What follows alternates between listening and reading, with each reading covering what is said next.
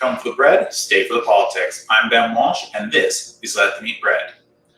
Welcome back, everybody, to Let Them Eat Bread. Today, we are making my traditional challah recipe, but we're doing it slightly differently. So, you see, I have been experimenting with my challah recipe over the last couple of weeks, and I want to show you and tell you about the results of my experimenting.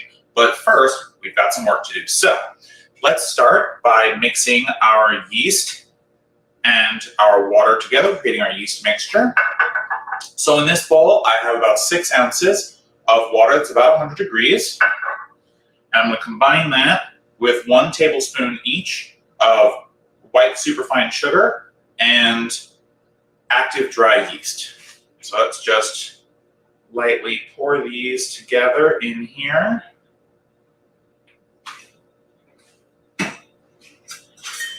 Give this a quick stir with our fork here. Remember, it's not really going to dissolve, so you don't have to worry about that. And keep our fork out because we're still going to eat it. I'm going to keep this covered so it can bloom for about 5 minutes. I'm not going to set a timer because we're going to be doing a bunch of other things. But if you want to, you can set a timer for between 5 and 10 minutes. And hopefully you can actually see it grow and count. So what is changing about my challah recipe this week? So the way we are going to do it, we're adding a little bit less flour and pretty much keeping everything else the same. Now I found when I was experimenting with the recipe that the bread was coming a little dry. I was drying out the dough with the amount of flour I was using, but I could still get the nice sweet taste that I like with the challah recipe that I have given you before. So today we're going to modify the challah recipe by adding a cup less of flour on the front end. We're still going to add a little bit of flour because it will get a little sticky, but this should provide us an opportunity to play with a slightly stickier dough and a softer dough too. So the other thing I noticed when I was experimenting with my recipe is that the dough seemed to be really hard and kind of dry. Not really hard, but it was harder than I wanted it to be. And it was also kind of dry when I was mixing it on the board here. So hopefully it will do what it did last time when I removed a cup of flour from it, which is it will be a nice, more soft dough than we've had in past. So to that end, let's start mixing our liquid ingredients together. So in this dish, I have 2 whole large eggs and 1 egg yolk. Just gonna give that a quick little mix here. And when this is mixed, we're going to just put it into our little container here. I have 6 ounces of water at room temperature. Pour that in here. Now, if you're cracking your eggs directly into it, you don't have to worry about scraping down the sides of the container. But since I put everything out ahead of time, I'm just going to scrape this down real quick. All right. So once that's all stirred together, we can put in our honey. This is just your regular honey, nothing really too special about it. Get it at the supermarket, what have you. This will be 7 tablespoons of honey. Okay, so let's just pour that in. And use our, now if you have a spatula or something you can get the rest of your honey out with, I'd recommend doing that because honey is going to stick to any container you use. Now a trick for doing this, if you are not preparing it ahead of time, just pouring the honey in, is to use some pan spray or some oil or some butter on your container first, and that will allow the honey to come right out. And will just make this process easier. But if you're preparing your honey like I did, a little spatula will do just fine. The other thing you can do if you don't have a spatula or you are going to be doing this another way is just put in a little bit more honey than you actually want to use because some of it will stick to the bottom of the container. All right, so to our last liquid ingredient, we have 7 tablespoons of regular vegetable or canola oil. Just put this in here.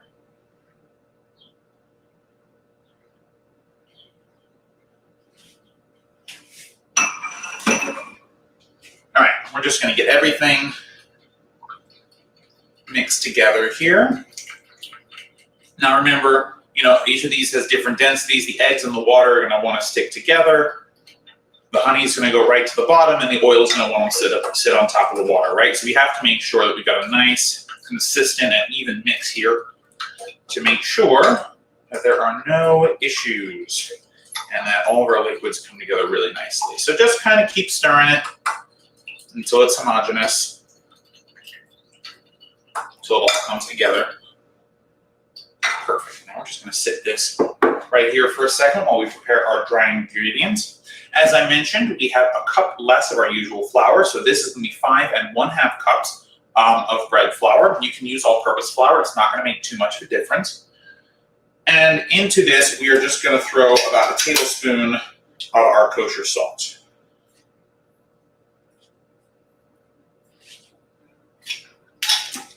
All right, once it is salted to the level that you like, again, I recommend a tablespoon, but you really can do as little as a teaspoon. It's not going to make too much of a difference. I'm just using a whisk here to bring the flour and the salt together.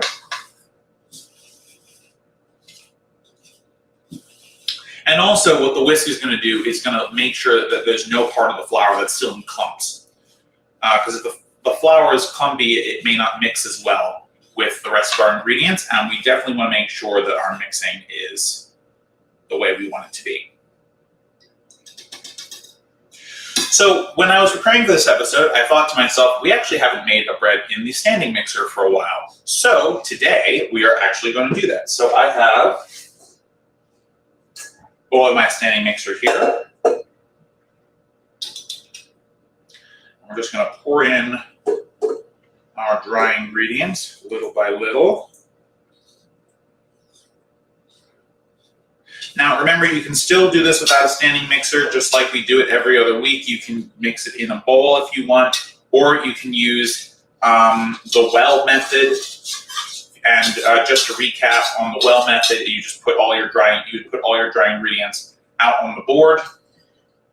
Use your fingers to create a little well in the middle, and once you've done that, pour your liquid ingredients in and slowly start mixing around with 2 fingers. Okay, but we're not going to do that today. We're going to use the standing mixer, make things a little easier.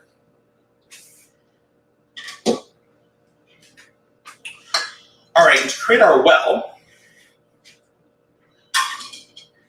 in our dry ingredients here, we're going to use our standing mixer. We're just going to set it onto the stir setting, the lowest setting, for about 30 seconds.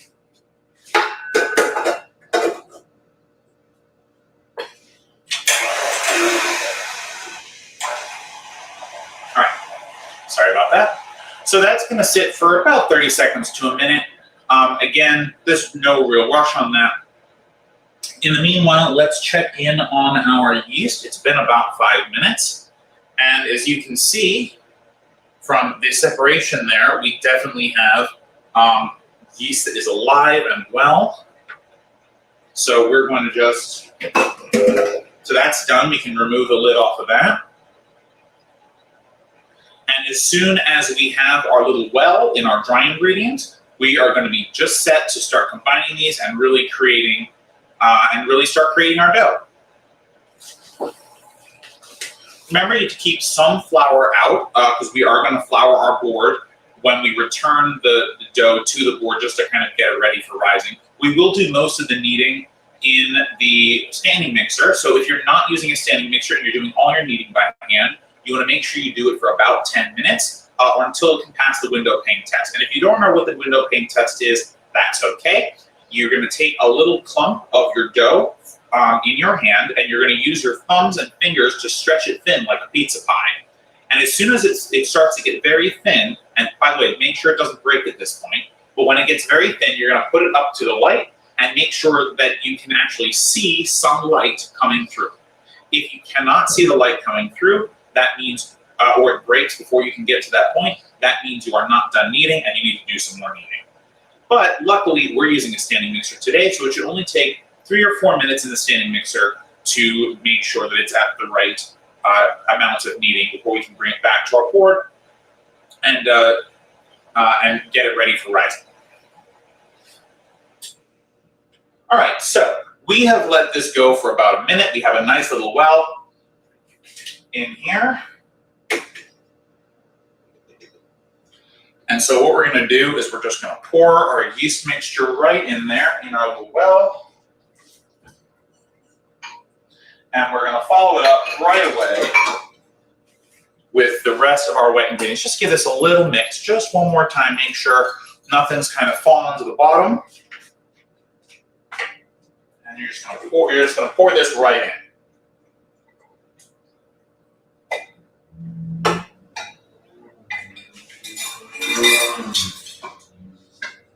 Perfect.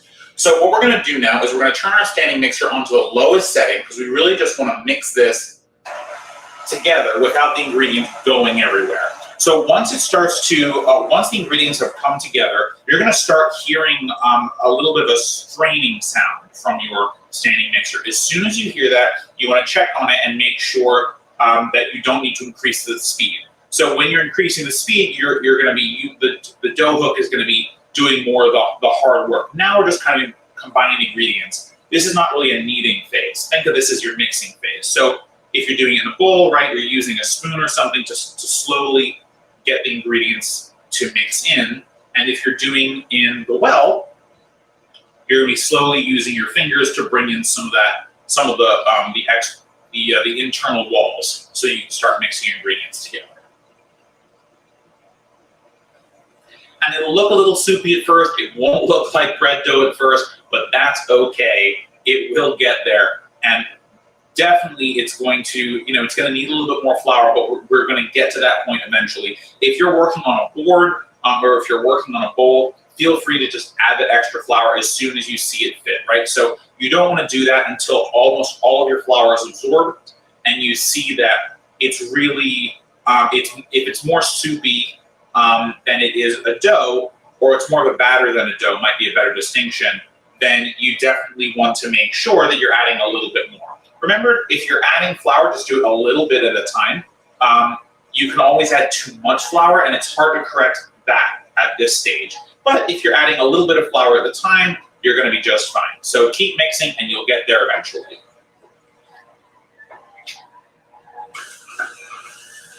All right, so I just heard the straining sound from my mixer, so I've just increased the speed of my mixer a little bit, so it's officially kneading now.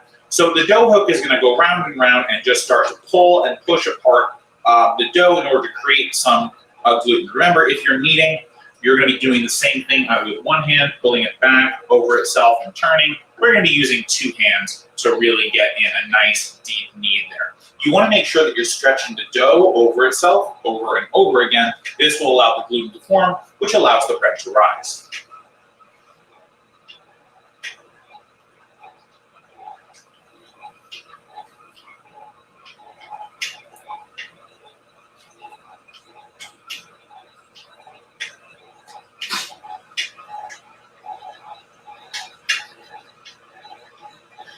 Now, if you get to a stage where all of your flour is absorbed, all your liquids are absorbed, and it's starting to look a little chunky, it's not really looking smooth, this means you probably need a little bit more flour. That's where mine is right now, so I'm just going to add a tiny little bit of flour, and I'll show you how much I'm adding. Really a small amount here. So probably no more than a third cup. So this is a cup measure, and you can see that I'm only doing a little tiny bit. And when I add it, I'm just going to add it a little tiny bit at a time. And by the way, this is to make sure that you don't dry out your bread too quickly, right? As I said earlier, you can dry out your bread. And one of the reasons we're modifying my original recipe is hopefully to avoid the problem of drying out the bread, so that we have a nice kind of a nice wet dough that we can dry out a little bit, but not too much. So let's add some extra flour. You always want to make sure that you're adding your flour once you've stopped. You don't want to add your flour as you're kneading, especially in a standing mixer. Obviously, if you're using the bowl method, or you're using, or if you're using the well method, you can't add at the same time. It's just you don't have enough hands for that. But for something like this, you want to make sure that you stop it first, or else the ingredients are just going to go everywhere.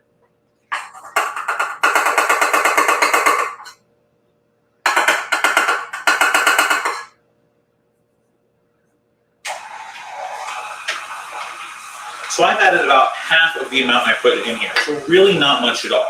So I'm just gonna keep watching it and make sure that it starts to smooth out, that the dough starts to come together more cohesively. Remember, you can always increase the speed of your standing mixer if it starts to make a sound that sounds like it's straining.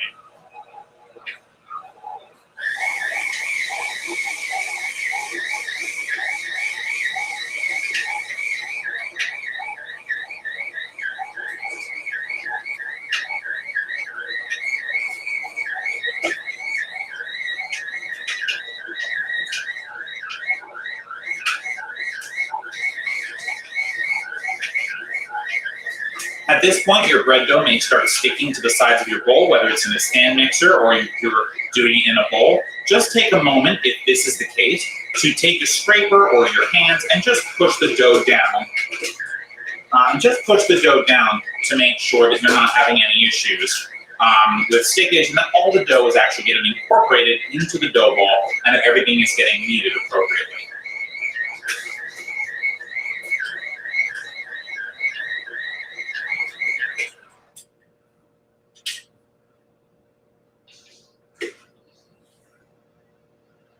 So my dough is starting to look good, so I'm going to check it. So what I'm going to do is I'm going to take some of this excess flour I had, and I'm going to put it on my hands. Just kind of wash my hands in the flour, as it were. This will make it easier to deal. With the dough without it sticking to your hands. Okay. So let's take a look.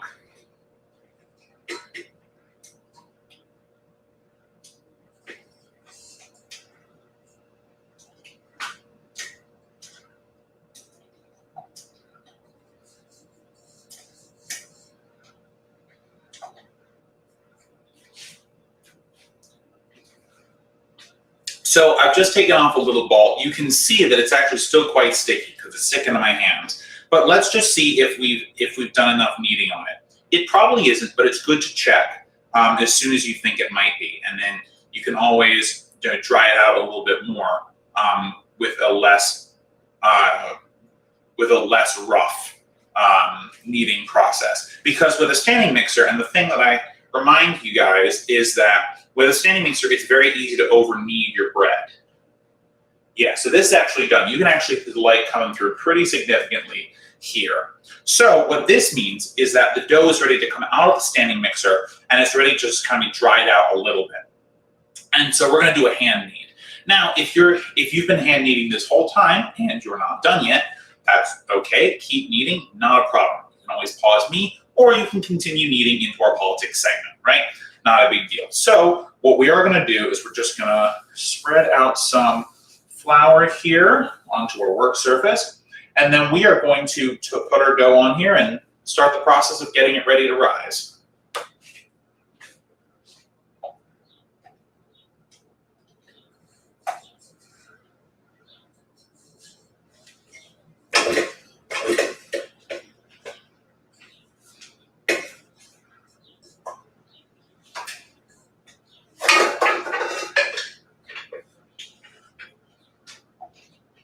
The one bad thing about standing mixers is that the bowl gets stuck and then you look really silly on camera trying to get it off. That's okay. So I'm going to just put some more flour on my hand and just work on taking this out of the bowl. Look at the stretch on that. That's really nice. All right. If there's a little dough at the bottom of the bowl that you can't get, no worries, not a big deal. Do just try and get, the vast majority of it out. Take a little bit extra flour if you need to and just work on getting that out. But again, if you can't get it all out, that's okay. We have more than enough dough to work with here to create a really nice sized loaf.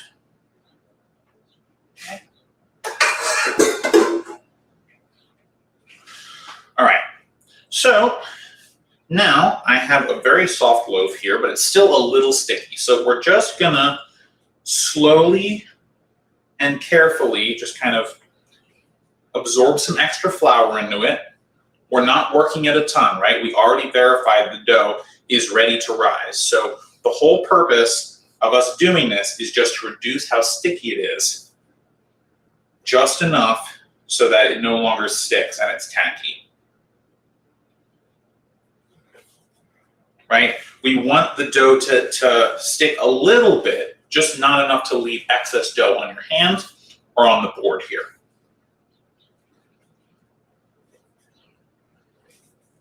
And again, the reason I'm doing this slowly is because I'm not trying to knead it, right? Because I'm worried about over kneading it now. Now, if you've been kneading it by hand the whole time, it is almost impossible to over knead. But the machine is able to kind of cut through the bread in a way that our hands take a lot longer to do. So once you've done that, once it's in the machine, you want to be careful about over kneading it. But if you're just doing it by hand, no worries. You are going to be just fine kneading by hand pretty much until the end of time. It's going to be really hard for you to over knead it. So don't worry about that too much. So I'm just going to give this a couple of final kneads, and then I'm going to try to see if it's ready. So you can see I can put my hand on it, it comes right off, doesn't stick. So now seems to be where we want it to be. So you can see that as I'm pushing it, it still sticks a little bit to the board, and that's okay. We actually want this. This is the tackiness I was talking about, and we're going to use our hands. We're going to use our hands in the cup position here to create a little top ball of dough. And you're just going to keep moving it around until the top of the dough looks very smooth, and that when you push your finger down onto it, it bounces right back up. Okay. So almost there. All right, perfect. So I'm going to put my finger down, and ta-da, it bounces right back up. Hopefully you saw that on camera, because it actually looks pretty cool when you do it. Okay, so now we get to start rising this, right? So let's take a moment, get our bowl ready. I have a glass bowl. I'm going to be putting some canola oil in it, just using my hands for that. But I'm going to need my hands a quick rinse first, so give me 1 second. You can use any kind of oil you want to rise your dough in. If you want to use olive oil, that's fine. You can even use butter. The only thing I would say is just don't use a ton of whatever it is you're going to use, because you don't want it absorbing into the bread per se. You just want to create a non-stick surface for the bread to rise on, so that when you have finished rising your bread, you don't have a whole bunch of stickage that you're trying to get off from your bowl once the bread is fully risen. Okay, so give me 1 second and we'll set that up together.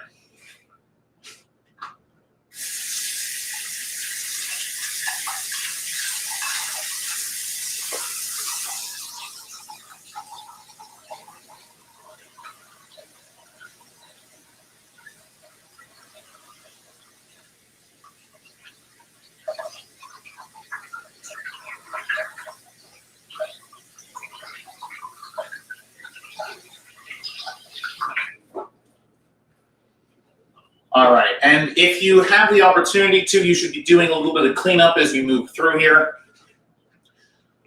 We want a clean work surface and we want clean hands. So, anytime that you're touching something that's dirty, or you have the opportunity to clean up a little bit,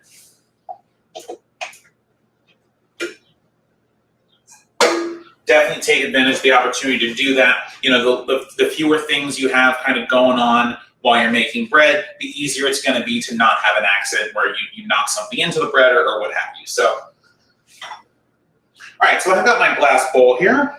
This is our rising bowl. We're just going to put a tiny bit, remember, like a teaspoon. You really don't want much in here at all. You can always add more, right? You can always add more. You just want to make sure that when you're starting, you don't have a ton in here for the reasons I laid out a little earlier. So just turn it, make sure you can get some of the oil around, and then just take your hands or a spatula. I just washed my hands, so I'm not worried. And we're just going to create a nice thin layer of oil in our bowl here. And this is going to allow our bread to rise without sticking to the sides of the bowl. And it'll just make it easier on the flip side when we want to take our bread out in about an hour.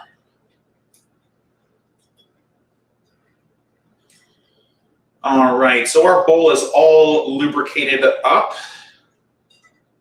And we are going to get this ball of dough on the move. So you may have to kind of dislodge it a little bit because it will want to stick to the board. That's okay. We're just going to take our ball, put it in here, swirl it around a little bit, flip it over. You want to get a little bit of oil on all parts of your bread. And this is just going to help it, again, with not sticking. All right. So we have that there. What we're going to do now is we're going to cover it with plastic wrap and a tea towel. And we're going to set it to rise for an hour. All right. So let's do that.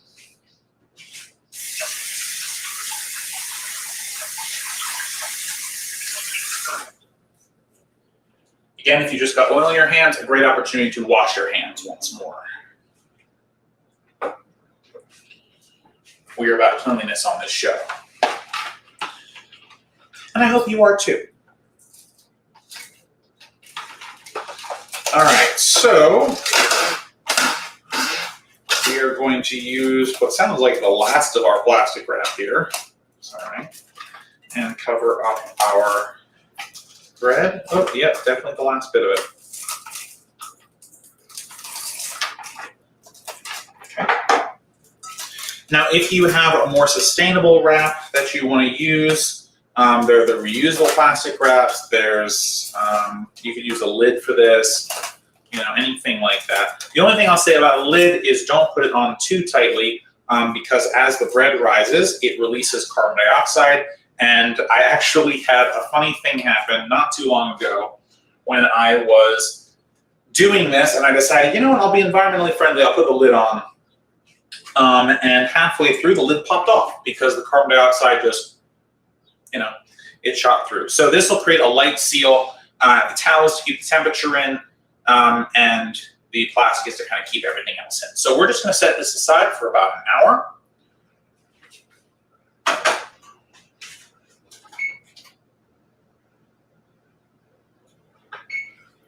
All right, I've just set a timer for an hour. If you were sticking around with us for the politics segment, then we're going to get into it in a moment. If not, I'll see you in an hour, and we will finish making our delicious challah bread. All right?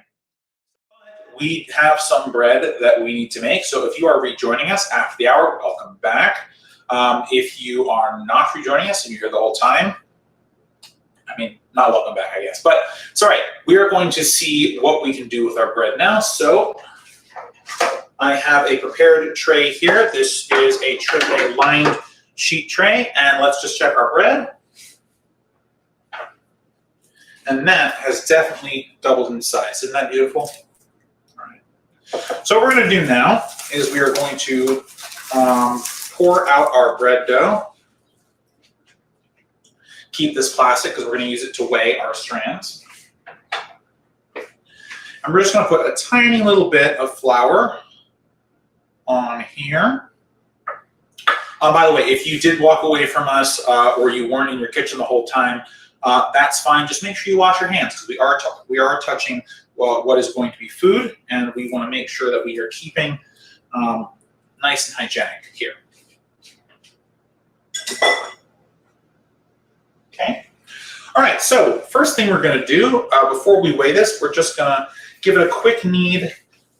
You know, some of that oil is going to be sticking on the outside of our bread, so we just want to give it a quick little knead, make sure that we incorporate the oil, get out some of the bubbles. Remember, this is going to rise a second time, so you don't really have to worry about keeping those bubbles in the first time.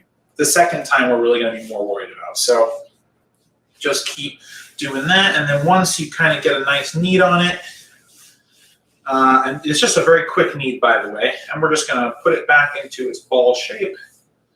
And if for some reason it won't do this, it just means you need to knead it a little bit more. So mine's coming back together. And again, we're just using that cupping motion, remember, just around here. All right, so we're going to take our nice bread, and we are going to see how much it weighs. All right. All right. 54 divided by 3 is, wow, math is really hard. 18, I believe. So we're going to do a regular 3-strand challah here. So let's try and cut this into 3 pieces. Just braid this one. You can always add more to it. Remember, we're going to knead these together, so no need to make them, exactly, you can cut little pieces off. It's all good. All right, so that's about 18 ounces. Let's cut this in half. Not quite. One day I just kind of want to get to a point where I can just eye it, right? Exactly a third. I can be like, yeah, it looks like a third, and cut it, and then it's perfect, right? That's the dream, but not always the case. Okay, so we've got 3. Just gonna knead these into little balls real quick. That'll make them easier to work with. I have a silicone liner here for my baking tray, but if you do not have one of those, parchment paper will do just fine. And if you don't have parchment paper and you still want to make bread, which of course you do, why not? Bread's delicious. You can use flour to keep your bread from sticking. You just might need to use a lot of flour. So just kind of be aware of that and make sure that you are in a situation where you don't get your bread to stick to your tray, because then you're gonna, it won't be as nice. All right, so as I said, we're making just a regular 3-strand challah. So I'm just gonna take this and roll it out. Now you'll notice, hopefully, that by this time the dough actually feels really nice, much more so than previous iterations of our challah recipe. You just want to keep rolling this till you have a nice long, and actually we probably don't need any more flour, so we'll probably put this away. So just keep rolling this out. Now if it is too sticky, you're finding that the introduction of the oil was creating too much moisture, you can put a little bit of flour on here, but I really do not recommend you put a ton on,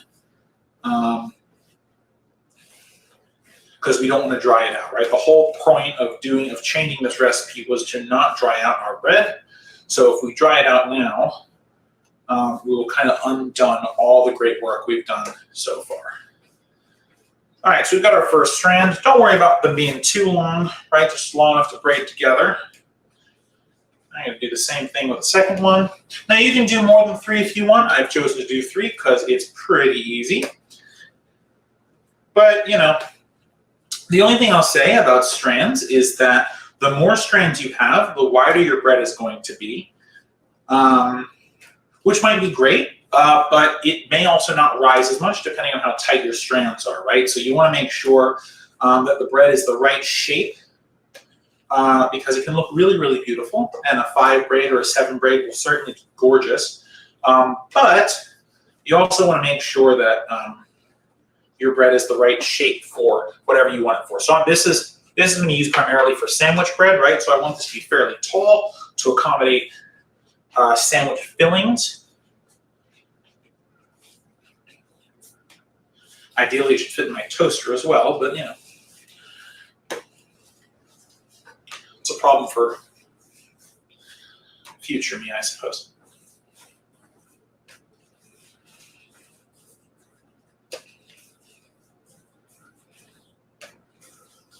So just keep moving this out, right? You're just rolling it out. You're taking your hands, you're going back and forth, push out, pull in, and keep your ends tapered, right? You want to make sure that there's a place for your strands to connect. You want it to get thinner toward the end, and this is going to allow for you to not have big bulgy ends, right? Sometimes it just doesn't look as nice. It's got a big bulgy end on it. So just make sure that these are approximately the same girth and length. And then we're just gonna combine these up here. I'm just gonna braid it together, just like you're braiding hair.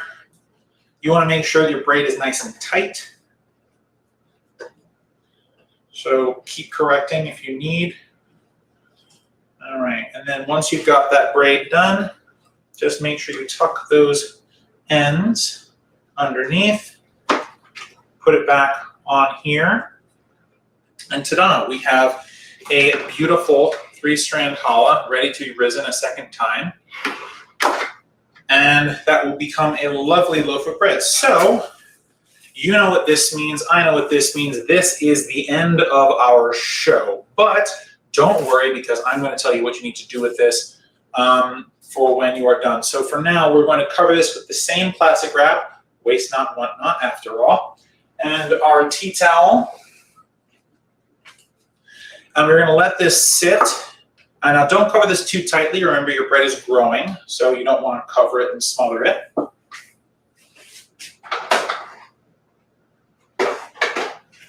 You want to let this sit for about 1 hour, okay? So let this sit for about an hour until doubled in size. And once you have done that, you're going to set your oven to 350 degrees centigrade, 180 degrees Celsius. 350 degrees Fahrenheit, 180 degrees centigrade. My apologies, I don't know why I mix that up, but that's okay, no worries. What you are going to do after then is you're going to put your lovely challah in the oven. But before you do that, you are going to paint it with our remaining egg. Right, we got 1 egg left over. So using a spoon or a fork or a knife, you're just going to apply a little bit of that egg to cover your bread loaf. This is going to give it its nice, beautiful brown crust. Once your oven is at 350 degrees and your bread has been thoroughly painted with egg, water, or milk, depending on what type of crust you want, you're going to put it in the oven for 35 minutes. And at 17 minutes, you're going to rotate it. You will know that it is done because when you tap on it with your knuckles, it will sound hollow. Or if you have a thermometer, you want the thickest portion of the bread to be 205 degrees Fahrenheit. All right? That is our show. Thank you so much for watching. I really appreciate it. Remember, next week's show is pre-recorded, so I will see you on Saturday, but not live. I will be in the chat. So if you want to chat about anything going on in the show, I will be in the chat to type back to you. And that will be all for today. Thanks so much, guys. Take care.